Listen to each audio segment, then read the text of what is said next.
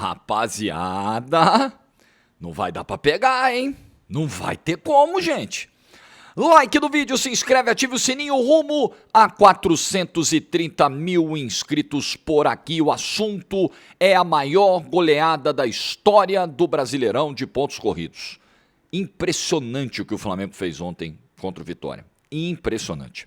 Olha, deixa eu falar aí com você, torcedor do Flamengo, da Golcase, que tem uma linha de produtos licenciados do Mengão que você vai usar no seu dia a dia, que você pode presentear. Tá tudo lá no site da Golcase, com a promoção do desconto em dobro, que vai até amanhã. Termina amanhã, dia 27. Então aproveita que você tem, por exemplo, a garrafa térmica, a garrafa Fresh, vai manter a sua temperatura, né, da sua bebida. Você leva a garrafa Fresh, ganha ainda de mimo, vai de presente a base de silicone e tudo isso vai sair por menos de R$160. Esse é só um exemplo, né? Tem as capinhas, você compra duas, paga uma, enfim, tá tudo lá no site da Golcase. Eu deixo sempre o QR Code na tela com o meu cupom de desconto GOLJORGE. Ainda tem mais um descontinho na hora de você finalizar a compra quando usar o meu cupom. Golcase, parceiro do canal do Jorge Igor, desconto em dobro, promoção prorrogada até amanhã, então já entra logo no site. Beleza? O link também tá na descrição e no comentário fixado.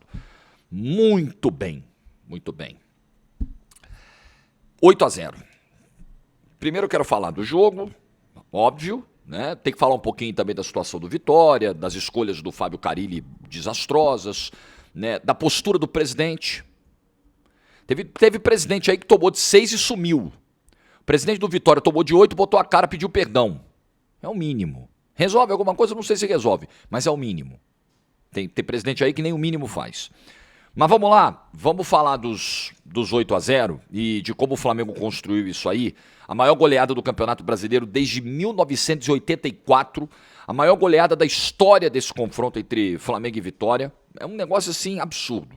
É a terceira maior goleada de um Campeonato Brasileiro desde 84. Só perdendo para os 10-1 do Corinthians contra o Tiradentes em 83 e 9-0 do Vasco contra a Tunaluso do Pará em 1984.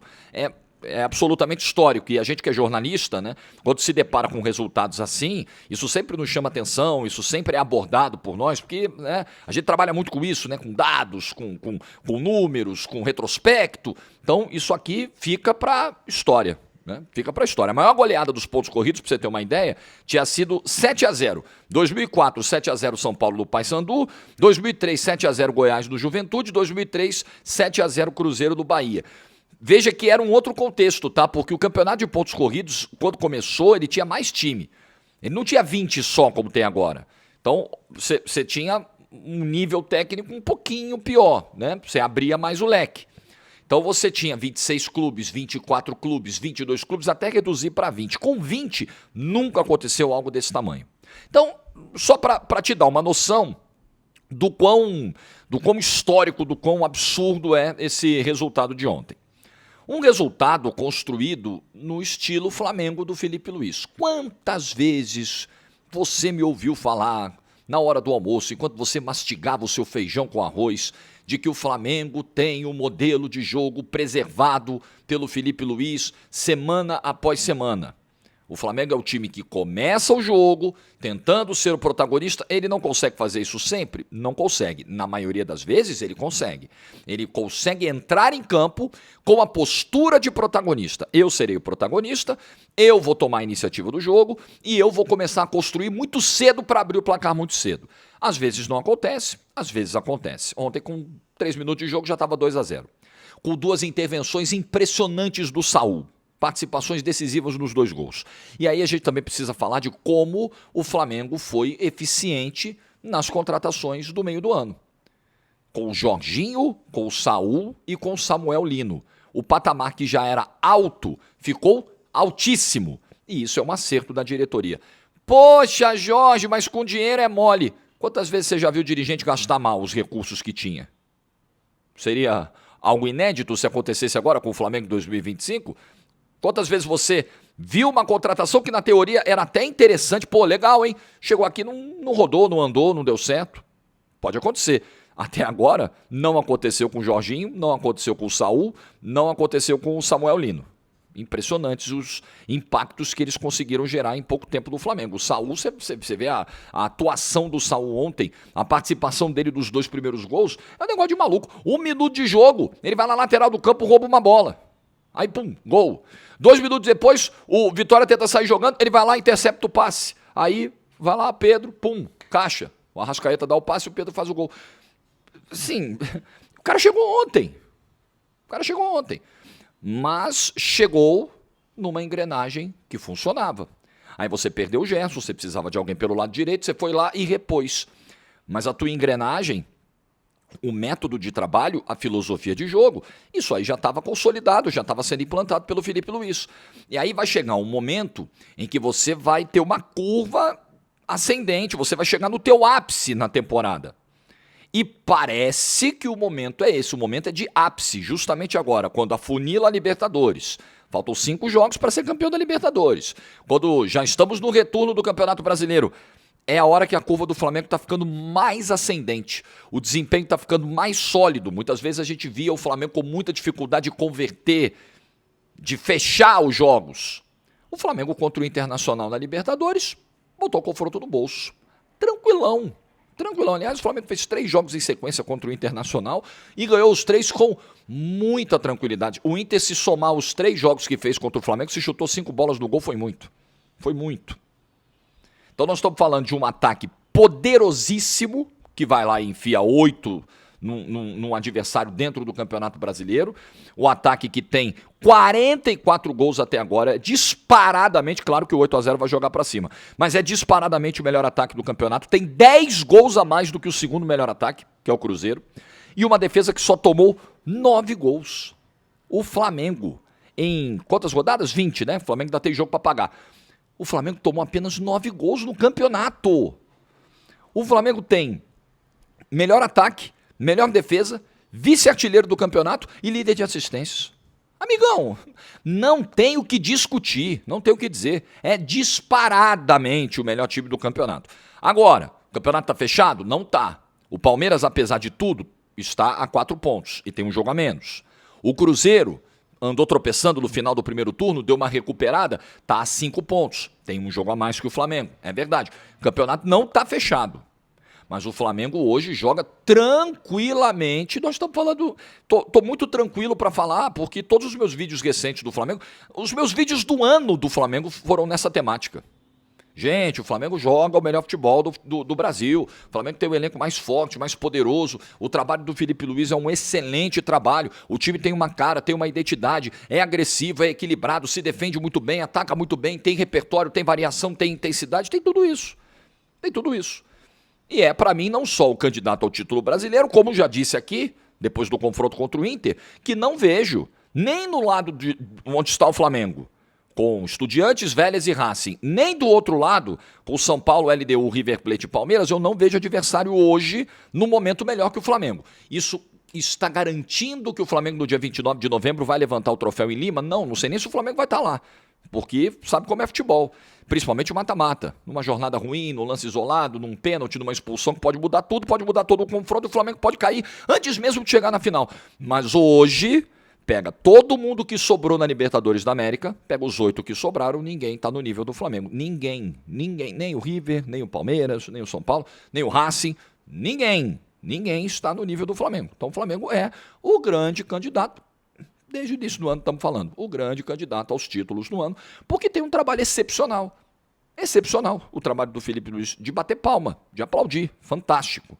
Passou por momentos difíceis, passou por momentos de turbulência, precisou endurecer na questão do Pedro, e tá aí. E aliás, que partida do Pedro, hein? Tecnicamente num nível ontem exuberante, intensidade, pressão na saída de bola, vale o registro. Bela partida do Pedro também. E é isso que o Pedro pode entregar. E era isso que o Felipe Luiz queria que o Pedro fizesse desde o início. Você pegar a jogada do terceiro gol do Flamengo, cara, é um negócio, assim, a bola vai passando por todo mundo, né? Os volantes começam a jogada, aí o Arrascaeta faz a tabelinha com o Plata, o Varela cruza, o Lino chega, gol de, assim, gol de manual, coisa fantástica, fantástica. A maneira como o Flamengo foi conduzindo o jogo e foi criando as suas oportunidades e foi esmagando o Vitória. Não caiu o repertório ofensivo do Flamengo, tanto que no segundo tempo você vai lá e vê o Felipe Luiz fazer um monte de alteração. Aí ele põe De La Cruz, ele põe Carrascal, Luiz Araújo, Bruno Henrique. Olha o elenco que o Flamengo tem, gente. Essa galera toda que eu acabei de citar entrou no segundo tempo com o jogo já resolvido. Esse é o elenco que o Flamengo tem. E ainda teve bola no travessão, e ainda saiu mais gol, ainda teve pênalti. O Flamengo terminou fazendo 8 e poderia ter feito 9, poderia ter feito 10. E essa eu acho que é a melhor maneira de você respeitar um adversário. É isso mesmo. Seu adversário é muito inferior, tá numa jornada terrível, tá sendo dominado, tá atordoado, golpe nele, gol nele, pancada nele, é isso aí, você tá ali pra isso. Acho que desrespeito é o contrário. Ah, não, vamos parar porque a gente tá com pena. Isso é desrespeitar, isso é desonroso até. Isso é muito feio, isso é mais desonroso, né? E isso fica mais humilhante ainda do que o time tomar de 8. Pô, os caras pararam porque tiveram pena de nós. É pior ainda, é mais indigno ainda. Então, cara, o Flamengo é o time que olha pro gol o tempo todo. O Flamengo não é um time que joga pra trás, o Flamengo é vertical, o Flamengo é agressivo, o Flamengo é um timaço, cara, timaço. Aí vai doer para algumas pessoas ouvir isso, normal, tem o clubismo, né? O Flamengo é um time que tem uma rejeição grande, a gente sabe disso, até por ter a maior torcida, ele acaba sendo também o mais rejeitado, normal, né? Faz parte. Mas eu não tô aqui para fazer o papel do torcedor, eu tô aqui para analisar. E o que o Flamengo faz nesse ano é um assombro. O que o Flamengo fez no confronto contra o Internacional foi brincadeira de criança. Ele pega jogos de Campeonato Brasileiro e Libertadores e transforma em treinos. O Flamengo parecia que estamos treinando aqui no Maracanã. Sim. É atuação para aplaudir de pé. Para aplaudir de pé, para você lembrar assim a vida inteira. Caraca, olha o que esse Flamengo do Felipe Luiz fez. Olha o que esse Flamengo do Felipe Luiz é capaz de fazer. Olha o que esse Flamengo do Felipe Luiz ainda pode fazer na temporada. Acho que se o Flamengo não levar ou o Brasileiro ou a Libertadores, talvez até os dois, mas se o Flamengo ficar sem um dos dois títulos, vai ser uma daquelas aberrações que só o futebol pode explicar, porque tudo está caminhando para isso. Aí eu falava aqui de rivais que não gostam, né, quando a gente elogia o Flamengo nesse momento. Ah, porque o Flamengo fatura muito. Eu acho que vale entrar nessa questão antes de falar do Vitória e do Carille e do Lucas Braga de lateral direito e do desastre que foi, né? Precisamos chegar lá. Mas as pessoas comentam muito sobre o aspecto financeiro e eu acho que vale lembrar o seguinte: o Flamengo sempre teve, sempre, a maior cota de transmissão do futebol brasileiro, a maior arrecadação do futebol brasileiro. Sempre. O Flamengo sempre teve uma torcida muito grande, né? Isso atrai audiência, e o critério acaba pesando muito nessa hora, a audiência e tal, o número de exibições. Então, essa é uma realidade que sempre existiu. Porém, mesmo com essa realidade dada, o Flamengo ganhando mais, eu me lembro, né, antigamente os valores, o Flamengo ganhava 100 milhões, Flamengo e Corinthians ganhavam na casa de 100, olha como os valores subiram hoje, né, até pela desvalorização da moeda e tudo mais, e inflacionamento do mercado. Pô, o Flamengo ganhava 100 milhões, o Corinthians ganhava 100 milhões, o Palmeiras e o São Paulo ganhavam 80, o Fluminense, o Botafogo, o Cruzeiro, o Atlético ganhavam 60, o Santos ganhava 70, 65 por causa do Neymar ali. Essa distância, ela sempre existiu. Porém, ela nunca antes se traduziu em superioridade brutal como vem se traduzindo agora. E isso é culpa de todos. Além do mérito do Flamengo de se organizar, eu bato muito nessa tecla, eu tenho essa visão. Se você discorda, se você acha que a minha visão é positivista demais, tudo bem, tá tudo certo. A minha visão é, o mérito do Flamengo em se organizar a partir de 2013, da gestão do Bandeira de Melo, é inegável. É inegável. Não adianta o dinheiro entrar e a casa está desarrumada. Você quer ter uma ideia? Eu fui pegar os faturamentos aqui de 2024, só para você saber, que já estão fechados, né? Em 2024, a arrecadação, o faturamento do Flamengo E olha que 2024 teve a redução das cotas, né? 2024 teve um novo modelo, né? Um novo modelo instituído aí de blocos de negociação e tudo mais. O Flamengo reclamou ali ter uma redução líquida nas receitas, mesmo com possíveis ajustes compensatórios depois e tal. Mas enfim, de qualquer forma, faturamento de 2024, Flamengo, 1 bilhão 334 milhões. Palmeiras, 1 bilhão 274 milhões. Corinthians, 1 bilhão 115 milhões de reais. O Flamengo faturou mais do que os outros? Faturou. Mas outros clubes também faturaram na casa de bilhão. Então me explica por que o Corinthians, que sempre teve receitas muito próximas às do Flamengo, hoje está na situação que se encontra. Porque faltou gestão. Porque faltou responsabilidade com os recursos do clube. É por isso. É por isso que o Flamengo nada de braçada. Por que o Cruzeiro chegou na situação que chegou? Porque assaltaram o clube. Porque o Atlético Mineiro não se consolidou como uma potência, mesmo tendo virado SAF com os meninhos e tal. Porque os caras erraram demais. E fizeram um monte de promessa que não puderam cumprir. Por que o Botafogo não está conseguindo repetir 2024? Gestão, planejamento irresponsável do John Textor para essa temporada. E por aí vai. Então a galera, antes de olhar para o Flamengo, esse debate cresceu muito nos últimos dias, né? Depois da eliminação contra o Inter. Eu vi o presidente do Inter se manifestou sobre cota, receita, divisão do bolo. Ok, mas antes de olhar, tá bom, vamos olhar para isso, né? Teve aquele modelo inglês lá que instituíram em 2019, tentando igualar um pouquinho mais as cotas, aí agora veio a lei do mandante, aí deu uma bagunçada no jogo de novo, aí tá cada um negociando por si, isso pode aumentar a desigualdade, tá bom, vamos discutir isso, podemos discutir. Agora, quando é que o dirigente vai discutir a arrumação da própria casa dele? Quando é que o dirigente vai olhar para o Flamengo e vai falar, eu preciso fazer, eu estou falando isso há 500 anos, gente, eu preciso fazer igual a esses caras. Ah, tá pagando um pau pro Flamengo, irmão, os caras estão no topo, cai na real.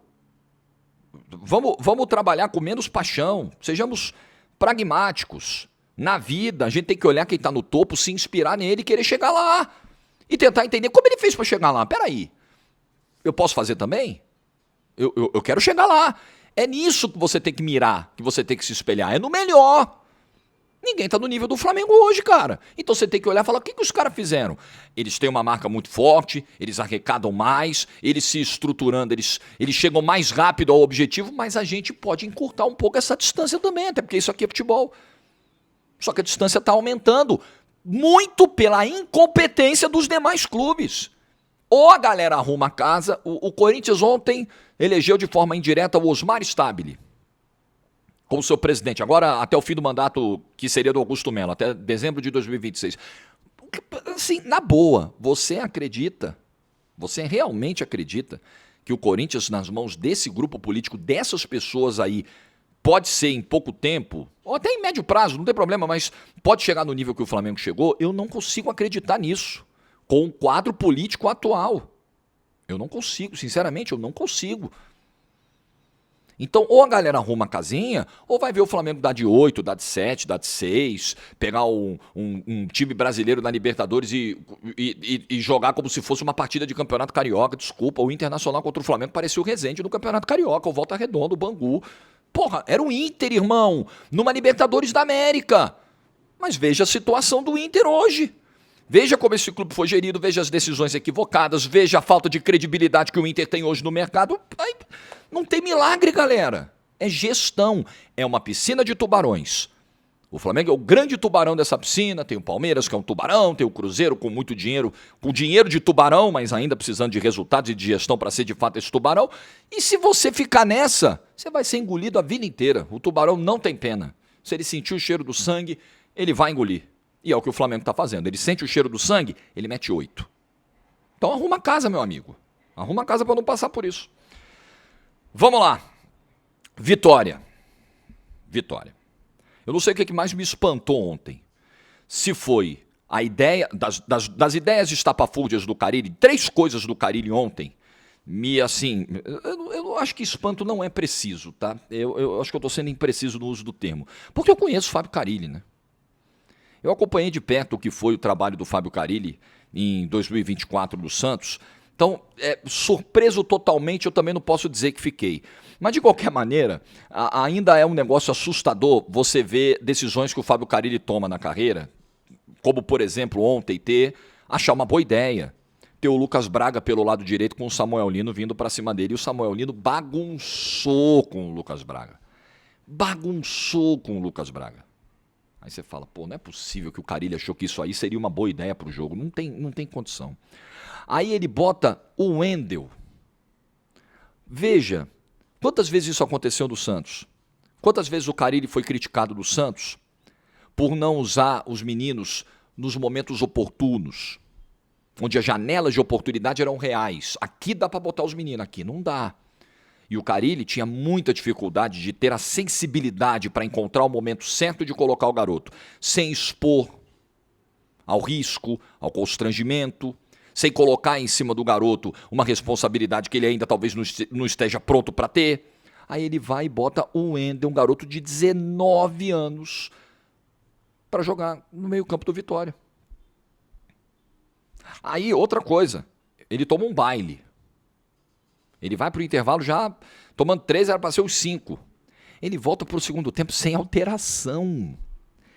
Ele voltou para o... Ele conseguiu voltar para o segundo tempo do jogo sem alteração. Aí ele toma um gol aos 13, ele toma um gol aos 5, ele toma um gol aos 14, aí ele... Opa, vou mexer. Aí quando tá 6-0, o Carille vai começar a mexer no time. Nem o mínimo. Qual é a história que você sempre ouviu do Carille? Não, veja, quando o Vasco contratou no início do ano, quiseram se iludir com esse discurso. E eu, infelizmente, tive que chegar aqui e falar, galera, não se iluda, porque não é mais isso. Ah, o Carille é o arrumador de defesas. É o montador de retrancas. Ele vai chegar no Vasco, o time é feio, vai botar uma retranquinha, bola no verrete, vai ganhar vários jogos e vai dar certo. Ele não é esse cara. Não sei nem se ele já foi um dia, tá?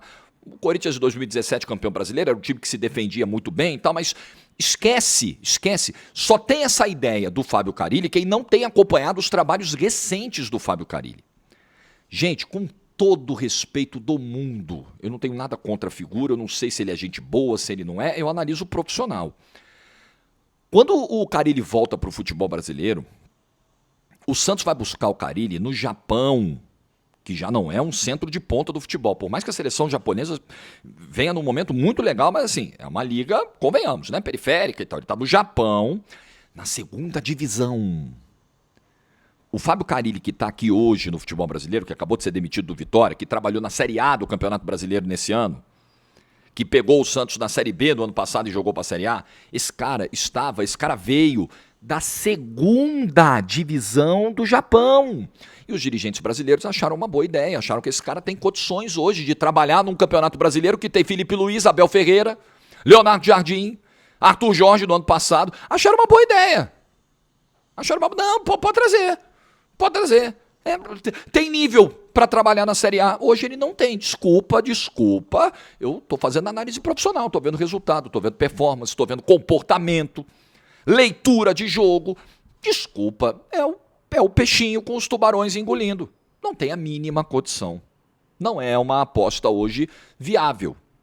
Tudo bem, o Vitória ontem perderia o jogo. Todo mundo sabia, gente, que o Vitória ia pro Maracanã para perder o jogo. Não tinha o que fazer, né? Mas 8-0, sem que o treinador corrigisse, tentasse pelo menos salvar a dignidade do Vitória. Irmão, você tomou 3-0 no primeiro tempo com potencial para tomar o dobro. Você já tem que voltar com 3 trocas no intervalo, tranca tudo. É a dignidade do clube que está em jogo. O Carille não consegue ter essa leitura. O Carille tem uma dificuldade, uma lentidão para tomar decisões, para enxergar o cenário do jogo, que é gritante, que é inaceitável para um treinador de primeira divisão.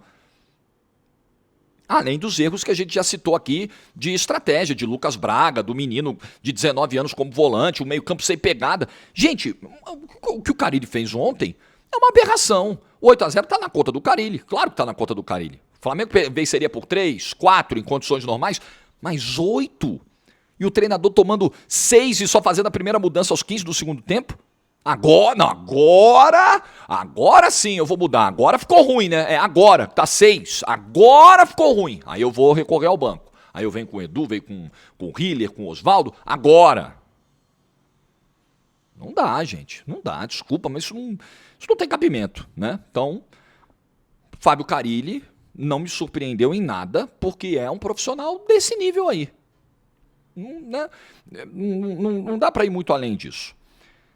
Ontem, o presidente do Vitória foi lá no Maracanã, falou com a imprensa, pediu perdão pro torcedor, né? Falou da humilhação que foi, ele fez um pronunciamento, né? Ele chegou, sentou, falou e foi embora.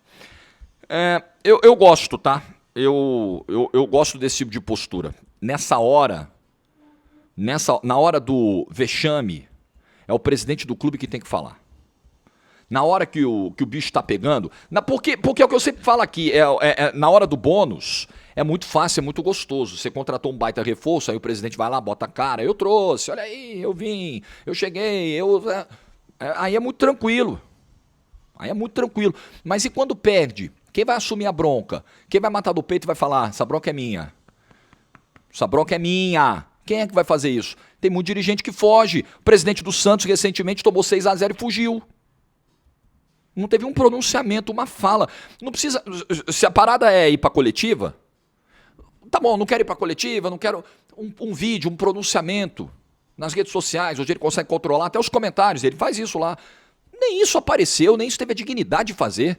Então o Fábio Mota ontem, o Fábio Mota que já deu declarações desastrosas nesse ano, o Fábio Mota já falou, não, nós não vamos ter susto no Campeonato Brasileiro, fica tranquilo. Imagina, hein, presidente? Imagina. Né? Que é outra coisa que eu critico muito do dirigente brasileiro. Vender ilusão para o torcedor. Não, eu preciso de um discurso para acalmar a torcida. Não, cara, você só está jogando a poeira para baixo do tapete, daqui a 2 meses o problema vai te engolir. A realidade vai se impor. Joga limpo. Galera, o negócio é o seguinte, vamos trabalhar em bases reais aqui. Vai ser ruim para nós. Vai ser ruim para nós. Nosso elenco tem lá as suas limitações, a gente tem as nossas limitações orçamentárias, vamos lá, vai ter que ser jogo a jogo, vai ter que ser ponto a ponto, é isso aí. Eu prefiro esse discurso. Problema que também, para ser justo com dirigentes, muitas vezes eles precisam falar isso porque o torcedor não tem o mínimo de discernimento para aceitar um discurso como esse, para entender a situação que ele está, o mínimo de noção.